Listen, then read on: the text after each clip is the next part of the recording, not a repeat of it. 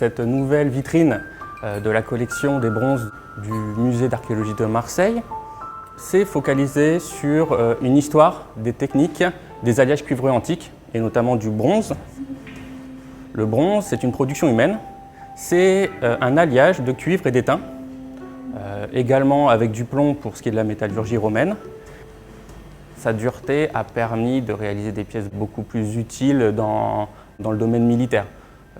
Et ensuite, ça s'est exporté dans le monde agricole et dans l'artisanat pour des pièces beaucoup plus résistantes dans le travail manuel.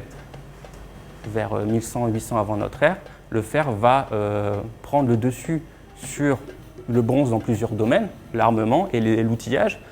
En revanche, tout ce qui est statues, éléments décoratifs, parures, bijoux, le bronze va rester prédominant car il a cette propriété optique d'imiter l'or.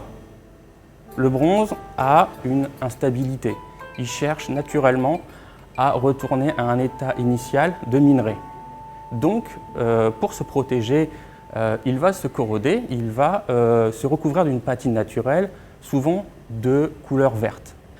Et donc l'objectif de cette nouvelle vitrine, de cette nouvelle présentation, était de montrer l'étendue des couleurs possibles du bronze antique, que ce soit par sa composition élémentaire, donc le mélange, le pourcentage entre le cuivre et l'étain à l'intérieur d'un alliage, mais également les différents traitements de surface qui permettaient d'embellir une pièce en bronze, soit par des décors, soit par un rendu polychrome. Une révolution, une amélioration technique va se produire dans le courant du 8e siècle avant notre ère en Grèce, où on va développer la technique de la fonte à cire perdue. Le modelage de la cire permet de créer des pièces beaucoup plus complexes et des pièces en 3 dimensions.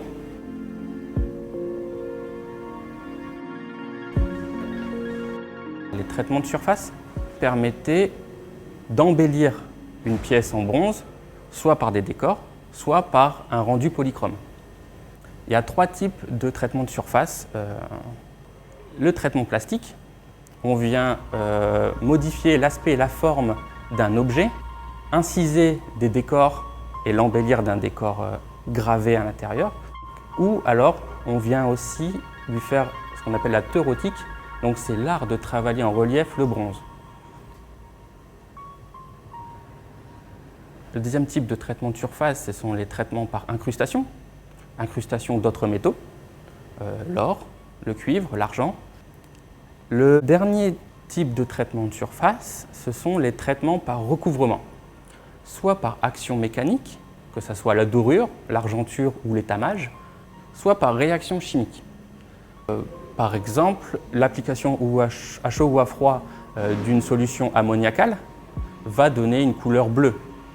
Le nitrate de cuivre va donner une couleur plutôt verte.